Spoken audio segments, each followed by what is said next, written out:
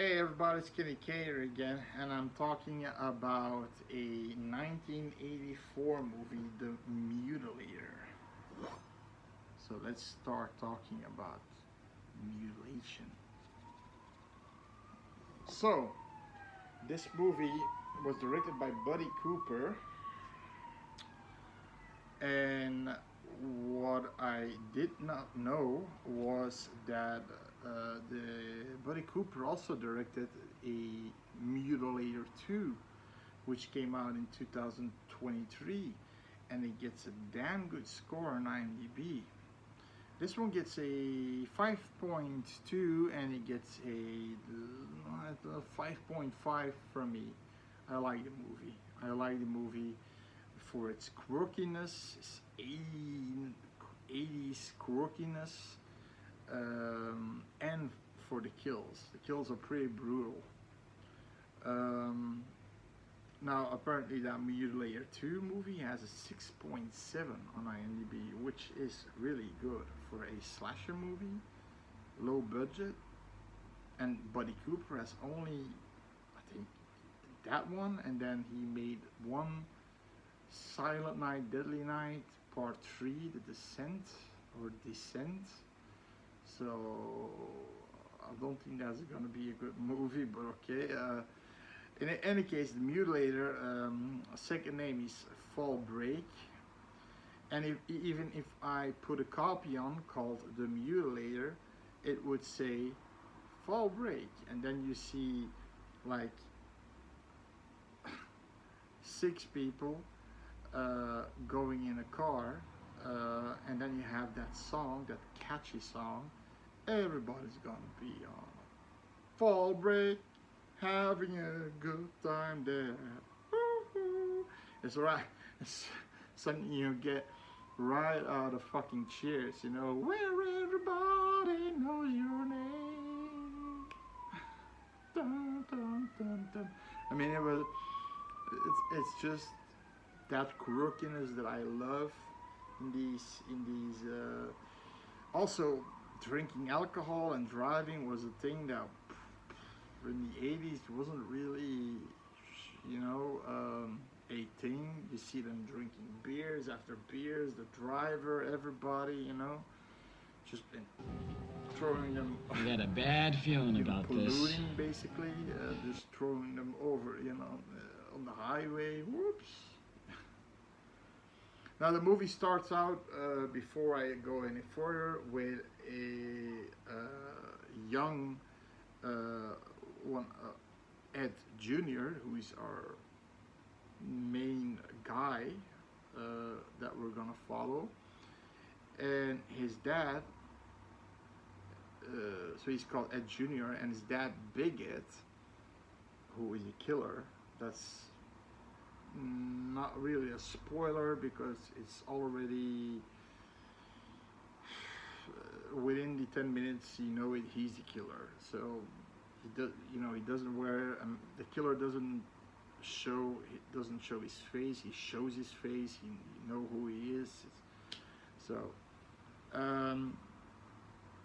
now for his birthday he's a hunter. I think he was in the army, and he's cleaning his M1 Garand, from the Second World War, and apparently there was still a bullet in there, and he shoots. He thinks there's no bullet in it, and he's doing like this, and he shoots right through the door, through his mom's body, and she's dead. Now Big Ed comes in, he throws Ed Jr. on the ground, slaps him, and then takes the body of his wife, because Ed Jr. put, happy birthday, daddy, on the case with all the guns. I cleaned them all for you. And he puts that sign on his mom, and he pours some whiskey for himself and for the mom, the dead mom, and pours it in her mouth. So he's already fucked up in the head. Now, I think 10 years later, he decides to ask Ed Jr. out of nowhere to close his beach condo for the winter. Okay, now nobody has anything to do for fall break, so all his friends, Ed Jr. and his girlfriend Pam, Ralph, the man child of the group, and his girlfriend Sue, and then you've got Mike, the worst actor of the and his girlfriend Linda. I mean, he's really bad in acting. He's like, hey, he talks like this. Hey, should we go on an adventure? It's just like this. Fuck you, Mike. So I mean, so they all go, make it a trip, Now, Big Ed is sleeping in the garage, but he has two doors, one left, one right. He's sleeping in one of them. I think the right one, if you go in, and the right one.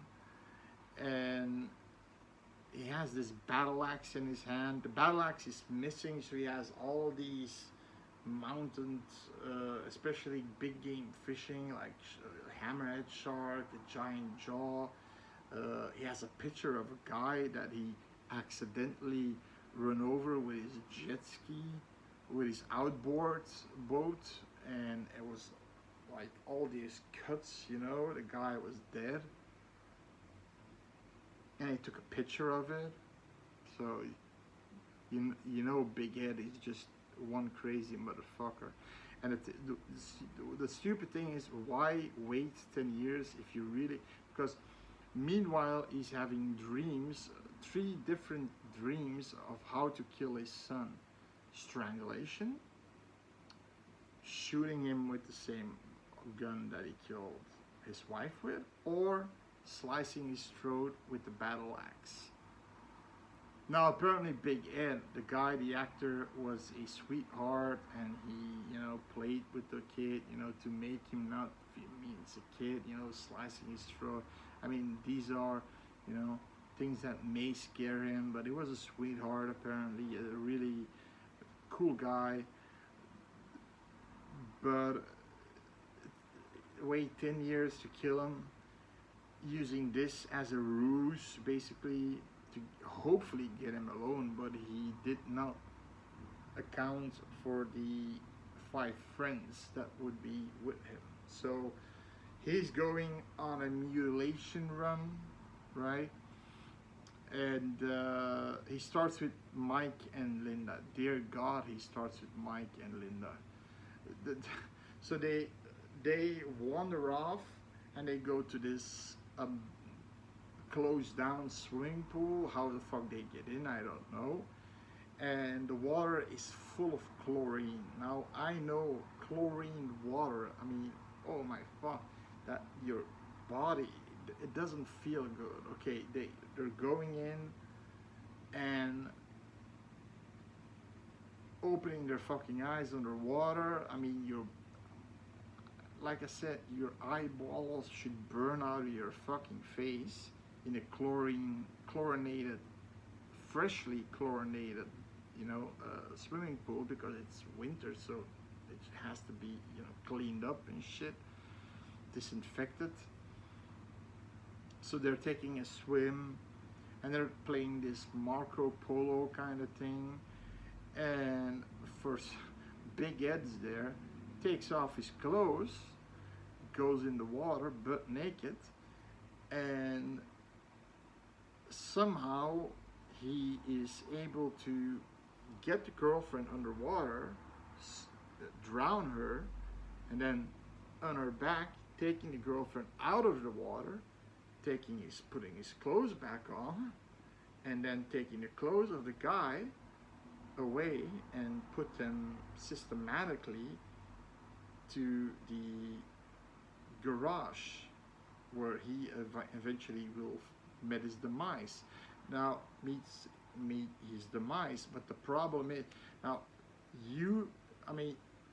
it's an empty swimming pool. There's nobody there, and you don't see a guy, a naked guy, coming out of the water with your girlfriend. I mean, what the fuck?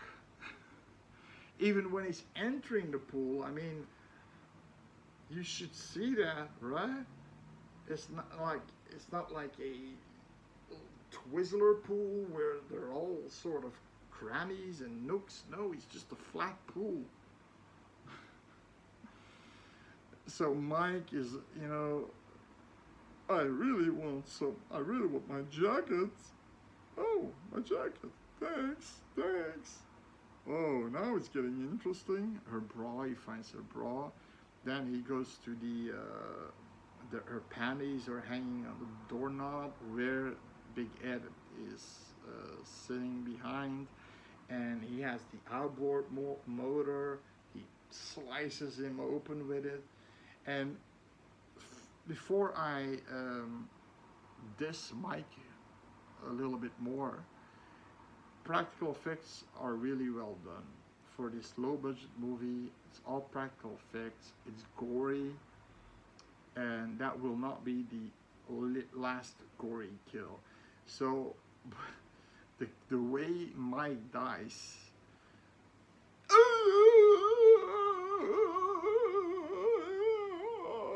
with his hands like this and screaming like that, and eventually he falls on his knees, and then he's still doing, so he took the outboard out and he's still doing, and then he's dead. He was, I mean, it's obviously that they just took, I don't even think they're amateur actors. I just think they took some people that could be college kids, and that's it. Because like Ralph, the next one in line, he's sorry, the next one in line is a cop. When everybody is on the beach and the cop goes to investigate because they said their battle axe was gone and the door was open, he's investigating, but he gets this pole right through his fucking mouth, and Baguette uses it as a lever, like just to,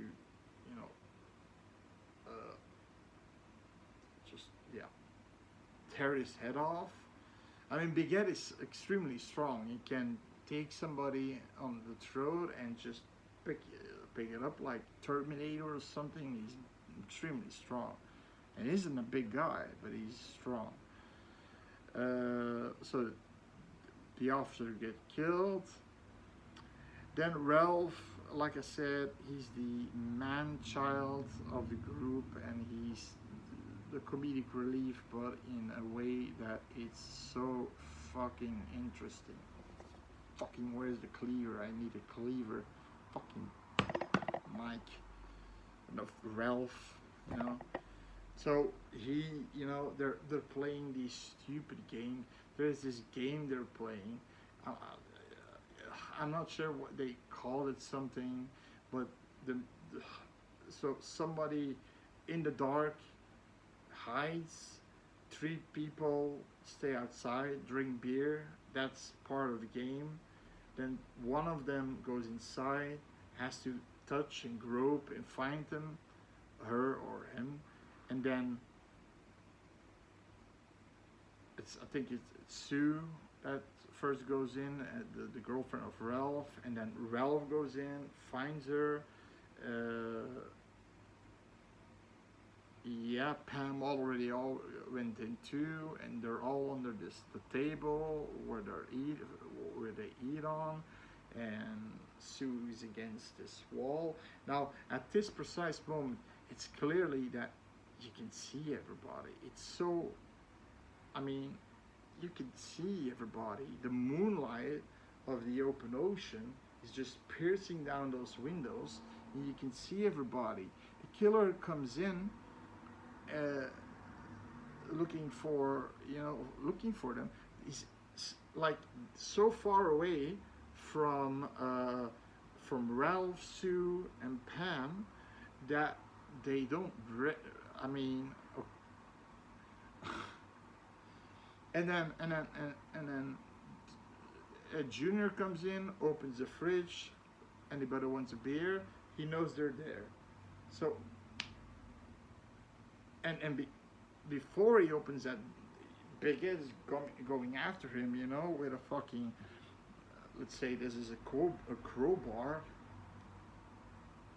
like this, and he turns around and gets the fuck away because everybody's, going back out of their hiding places, and it's okay. After that, they all want to go to sleep, to bed. Ralph wants to fuck Sue, but Sue says you have to lock up. Pam doesn't think Pam is like an abstinence marine girl, you have to marry me before we have sex. I mean, it's okay. So Ralph, goes and close up, but you get this scene when she says, she said, if you're fast, then I'll show you a good time. And then he's like this in this Western old black and white movie. Dum dum dum dum dum. It goes pretty fast. Dum dum dum dum dum dum dum dum. Like that. It's okay, but it's those things that I like with this movie. This movie, you shouldn't take it serious. You have to enjoy the kills. Kills are pretty gory.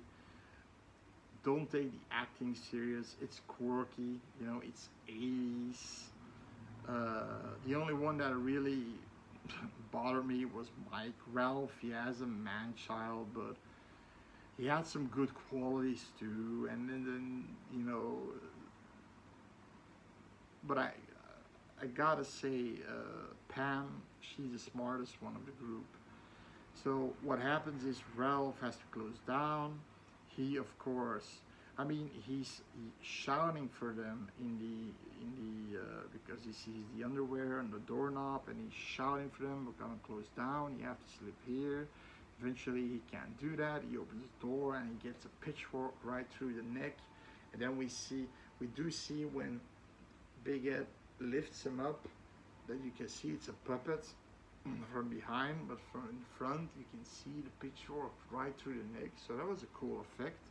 And he stabs him against the door, so he hangs there, and there goes Ralph. Now Sue starts to look around and wakes up Ed Jr. and Pam, and Sue says everybody's gone, I don't know what's happening. And Pam, first, this is the most, Pam is probably the most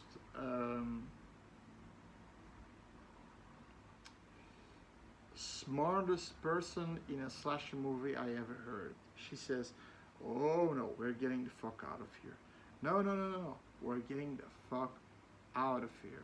We're coming back with the police. We're getting the fuck out of here. Go get the car, be ready, boom, etc. So Ed Jr. doesn't want to, but she takes him with him. She takes Sue with him. Sue wants to look one time around the building. Of course, she gets choked by Big Head, taken to the table. He takes this gaff hook. For people who don't know what a gaff hook is, it's this giant hook, this big, this wide, and it's meant for big game fishing. Fish that weigh like hundreds of pounds, to gaff them out of the water and put in the boat. So what does the guy do? It's a pretty fucked up kill. He goes through her privates, puts the gaff through her, vajayjay. Then you see it coming out of her stomach, and he's really pushing it. And then he takes the axe and slashes her head half off, so it's still flailing around on the head. So like I said, the kills are pretty brutal. This movie is known for its brutal kills. That's the the fandom around this movie, and for its quirkiness and 80s quirkiness. But for the acting, you should not look. If you really want acting skills, don't leave this behind. Okay, leave this just okay what it is. Now, what happens is they're trying to start the car. Now, Bigot and a Junior and Sue and Pam go to get Sue. They find her dead. Bigot comes. For some reason, he pushes his girlfriend in one of the, one of the left or the right. I think the left, where there are no bodies. They see all the bodies in the other room, so they know everybody's really dead. She pushes her into that room, puts like a beam so she's locked in. She can't do jack shit. And then he takes this, I don't know what he took, like a little, like a stick of a broom. Bigot comes in, hits him on the head, but the Bigot is like, whoa, takes it away, slashes his leg, and then ties him. And before he wants to do the coup de grace, Pam manages to get out and stabs him in the chest. So she takes a Junior. He's bleeding pretty hard. The car won't start. Eventually, the guy, Bigot is still alive. He jumps on the hood of the car, taking his battle axe through it, trying to take his son. But they succeed to start the car and drive him off in front of it. And then they see that's still alive. They give gas. The police is also coming because they know about their colleague that got killed earlier on in the movie, that he was there, and they didn't reply anymore. So police is there too, but they jam Bigot against this concrete wall, and his legs, he's halved, okay? So half of his body is gone. You see his legs fall on the ground, and he's like, the upper part is falling on the ground. And the only thing we ever hear him do is laugh. And at some point, one of the deputies goes to check on, he says, get the car back, get the car back. He sees, Bigot's lifeless body. Then Bigot takes the cop's leg, slices his leg off, and then the cop's like, ah! And then he says, and then he falls down. Oh my fucking God. This movie is a bloodfest. I should have said spoiler review, but it's a 1984 movie, so it's a bloodfest, and that's one of the reasons, and pretty good practical effects, and that's one of the reasons why you should watch it. But also the quirkiness of the 80s, it's so apparent in the music, in the soundtrack, in the way they're acting. It's very 80s charm that this movie has. Except these actors, I think they're all just picked off from the street. You want to do that movie, you want this, you look old enough to be a college kid, this and this and that. But they did their jobs mostly. And I have to say, like I said, Pam, the girlfriend of Ed Jr., she was the most, usually what happens? Okay, we're gonna stay here, we're gonna separate, we're gonna look, and we're gonna die. Each one at a time and saying, "I'll be back." Last words, anybody? You know? No, she's like taking her boyfriend, taking Sue by the arms, and going to the car, and immediately wants to go to the sheriff's office. That's the first time I ever saw a character in a slasher movie doing a smart decision. But of course, Sue wanted to look around once more. Gets fucked over pretty bad, and yeah. So Pam's plans were a little bit foiled by Sue, actually. But like I said, the only one that I really didn't like was Mike. Hey, shall we go to the pool? Oh yeah. Oh, I really want my shoes. I mean, yeah. He's a fucking cleaver. I mean, so fun movie. Give it a try if you're a slasher fan. Especially give it a try. It's a cult fan movie. It has a large cult following. If you're a horror fan, maybe give it a try. But if you're somebody who really wants to see some ounce of good acting, I would say go away. Go away. Yeah.